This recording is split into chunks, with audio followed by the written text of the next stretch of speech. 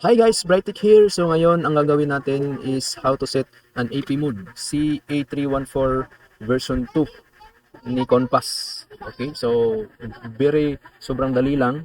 Follow nyo lang yung video natin para gawa nyo as AP mode si Compass A31N version 2. So wala nang ilangay. Let's go! You should take it slow.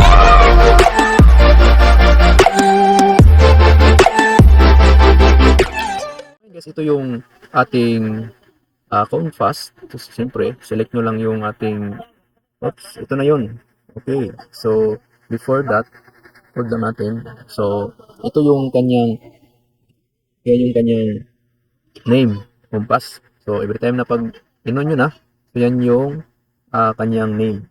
So, yun, lumabas na. Ito, pero pag hindi nag-pop up yan guys, ang gagawin nyo lang, lalo na pag first time nyo, pag hindi yan nag-pop up, punta lang kayo dito, yan, tapos check nyo yung ito, IP address niya.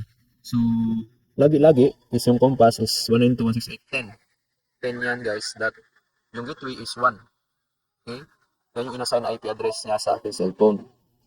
So, ang mangyayari, pag hindi nag-pop up sa inyo, so, ang gawin nyo lang, type nyo lang dito, 192.168.10.1. Okay? Automatic na yan sa papasok sa kanyang dashboard. Yun. So, kaya unang open pa natin to. So, ang mangyayari, admin, siyempre, add password tayo guys, kahit anong gusto nyo password. Pero sa akin, ito lang, admin1 lang, para mabilisan. Admin1 to, pwede na. So, add password. Yun. So, dito guys, dito nyo na makikita kung ano ang gusto nyong maging trabaho ni Compass natin na si A314N version 2. So, siyempre, gagamitin natin ito specifically. So, IP mode.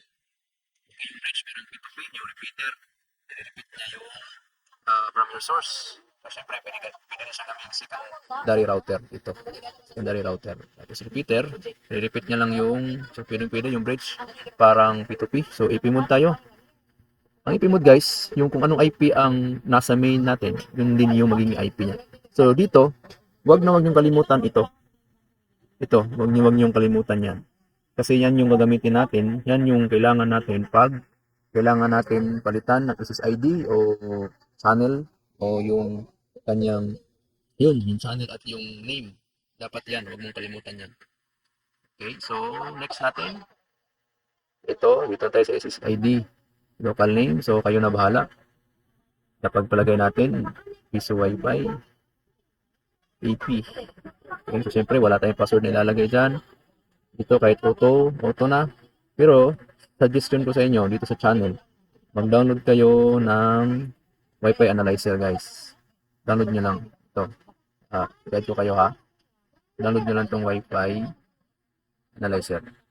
Ito yung gamit ko, pero wala tayong internet sa ngayon. Kasi, hindi pa natin nasiset si Compass. So, ito yun siya guys. Yun. So, dito, yung Compass, ito. Yan.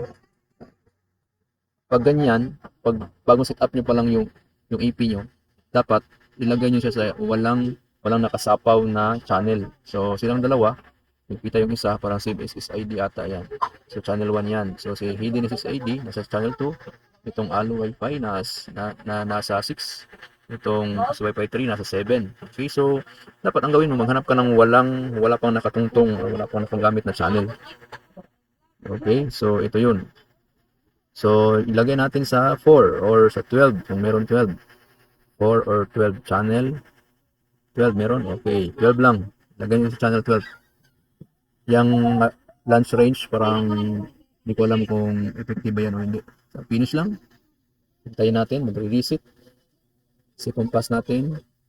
Siyempre, kung nag-reset na yan, so goods to go na yung ating EP. Okay, yun. So, tayo balik dito. Okay. So, yun guys. Yun yung kailangan lang natin. Pag na-change mo na, yun ang dapat mong gawin. Okay, thank you guys. So, yun lang. God bless. God bless. Kung may tanong kayo, don't forget to comment. And also, don't forget to like and subscribe sa ating channel. I hope mag-like and subscribe kayo at hit the notification bell na rin. Okay, bye-bye. Byron Jackson.